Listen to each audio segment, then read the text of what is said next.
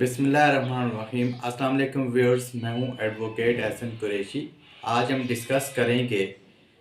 कि resolution of marriage जो act है 1939 का, उसके अंदर किस सेक्शन के अंदर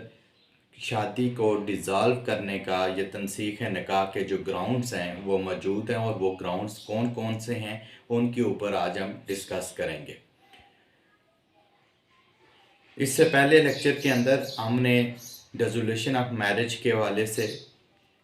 कि रेजोल्यूशन ऑफ मैरिज में कौन सी ग्राउंड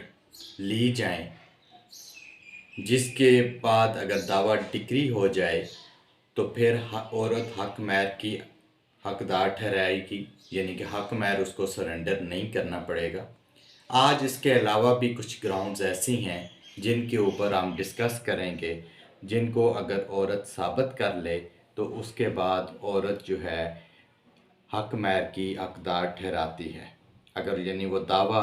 उन ग्राउंड्स की बेस पर वो डिक्री करवा ले, जो grounds resolution of marriage act 1939 के अंदर दी गई हैं, उन पर अगर वो डिक्री करवा ले तो उसे हक महर जो है वो सरेंडर नहीं करना पड़ेगा। आज उन ग्राउंड्स के ऊपर डिस्कस करेंगे। इससे पहले कि मैं अपनी वीडियो का बाकायदा आगाज़ करूं, आपसे गुजारिश है अगर आप मेरे चैनल पर नए हैं तो मेरे चैनल को सब्सक्राइब कर लें और इस वीडियो को ज़्यादा से ज़्यादा लोगों तक शेयर भी करें ताकि मालूमाती वीडियो को ज़्यादा से ज़्यादा लोगों तक पहुँचाया जा सके। सबसे पहले हम देख लेते हैं resolution of marriage act, Muslim marriage act 1939। ये एप्लीकेबल है मुसलमानों के ऊपर जिनकी शादी मुस्लिम ऑर्डिनेंस या शरीयत के मुताबिक जिसकी भी शादी हुई, शरीयत मोहम्मदी के मुताबिक जिसकी शादी हुई उस पर यह एक्ट एप्लीकेबल है और पूरे पाकिस्तान में ये इसकी एप्लीकेबिलिटी है, और ये नॉन मुस्लिम पर एप्लीकेबल नहीं है। अब कुछ ग्राउंड्स हैं जो रेजोल्यूशन ऑफ मैरिज एक्ट 1939 की, जिसके तहत शादी को फसख करवाया जा सकता है या तनसीख निकाह किया जा सकता है या उसका दावा दायर किया जा सकता है। वो ग्राउंड्स हैं सेक्शन 2 के अंदर, उनको हम डिस्कस कर लेते हैं इन जर्नल। एक ग्राउंड उसके अंदर ये है कि अगर किसी खातून ने शादी की और शादी के बाद 4 साल का अरसा गुजर गया, उसका जो हस्बैंड है वो लापता हो गया, उसका कोई पता नहीं, कोई वेयर अबाउट्स का पता नहीं कि वो कहाँ है, तो वो खातून इस ग्राउंड की बिना पर कोर्ट में रेजोल्यूशन ऑफ मैरिज का दावा दायर कर सकती है। मगर इसकी शर्त ये है कि अगर ये दावा डिक्री हो जाता है तो डिक्री होने के 6 महीने तक उस डिक्री का कोई वैल्यू नहीं होगी, जब तक 6 महीने का टाइम गुजर नहीं जाता। और 6 महीने के टाइम के अंदर अगर वो मर्द आ जाता है और एप्लीकेशन देता है और कोई सॉलिड रीज़न बताता है कि वो कहाँ था, अपना बता देता है कि वो किस जगह पर था, तो वो अदालत उस डिग्री को सेट असाइड कर देगी और उस बेस पर मैरिज को डिज़ॉल्व नहीं करेगी। अदरवाइज़ ये भी एक ग्राउंड है कि 4 साल तक लापता है तो इस बेस पर वो अदालत में जा सकती है। नंबर 2, अगर किसी के शोहर को शादी हुई और शादी के बाद 7 किसी केस में सज़ा हो गई और उसकी सज़ा कैद की सज़ा हुई और वो कैद की सज़ा 7 साल या उससे ज़्यादा के अरसे के लिए उसको कैद की सज़ा हो गई, तो जब तक वो सज़ा फाइनलिटी अटेन नहीं कर लेती, यानी कि जो सज़ा है, अब ज़ाहिर है एक अदालत से सज़ा हुई और उसके बाद उसके पास अपील का भी राइट है, यानी कि अपील का राइट जब तक ख़त्म नहीं हो जाता, वो फाइनलिटी अटेन नहीं कर जाती, वो सज़ा उस वक्त तक जो है वो जो मैरिज डिज़ॉल्व नहीं होगी। हाँ, अगर इस ग्राउंड पर ख़ातून जाती है 7 साल की सज़ा हो गई, इस बेस पर रेजोल्यूशन ऑफ मैरिज का केस दायर करे और वो सज़ा फाइनलिटी भी अटेंड कर चुकी हो, यानी कि अब वो सज़ा ख़त्म होने के कोई चांस नहीं है, तो फिर वो जो ख़ातून है उसकी शादी डिज़ॉल्व कर दी जाएगी इस ग्राउंड पर भी। Number 3, impotency.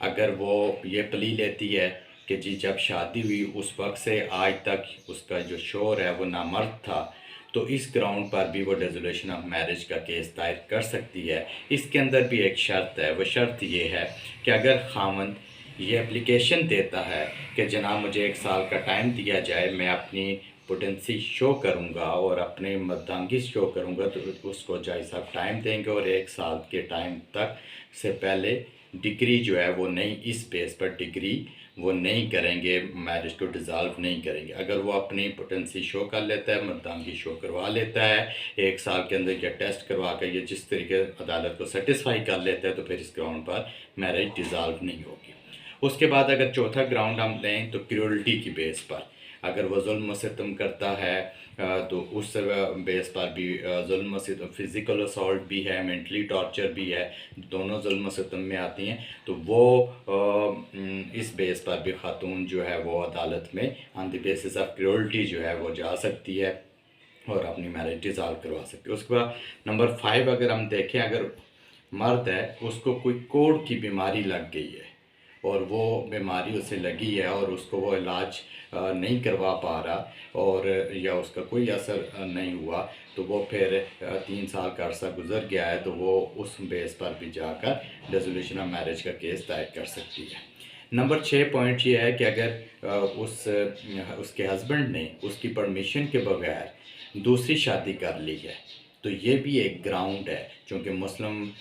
जो फैमिली ऑर्डिनेंस है उसके अंदर लिखा गया है सेक्शन 6 में पोलीगैमी से मना किया गया है कि without permission of first wife second शादी नहीं हो सकती। तो अगर वो उसकी कंट्रोवेंशन ऑफ डैट प्रोविज़न अगर वो शादी कर लेते हैं, तो इस बेस पर भी वो डिसोल्यूशन ऑफ मैरिज में जा सकती है। इसके साथ साथ अगर हम ये देखें कि नॉन मेंटेनेंस 2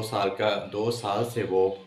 शादी हुई और उसके बाद 2 साल का अरसा गुजर गया, उसको मेंटेन नहीं कर, नान नफ़का पे नहीं कर रहा, तो इस बेस पर भी जो है अदम अदायगी नान नफ़का की बेस पर भी वो जाकर सूट डिसोल्यूशन ऑफ मैरिज का वो दायर कर सकती है। ये चंद चीज़ें ऐसी थीं जिसके ऊपर, अच्छा इसके अलावा अगर वो ख़ातून के ऊपर अपनी बीवी पर लियान का बुहतान लगा देता है, लियान का मतलब यह है कि उस पर ज़िना का इल्ज़ाम लगा देता है कि उसका किसी के साथ रिलेशन है, तो इस सूरत में भी अगर वो झूठा हो, औरत उसको एक्सेप्ट ना करे और वो ये साबित ना कर सके, तो इस ग्राउंड पर भी वो जा सकती है डिसोल्यूशन ऑफ मैरिज की तरफ। और इस तरह उसका अगर खामन जो है वो उसका बदकार हो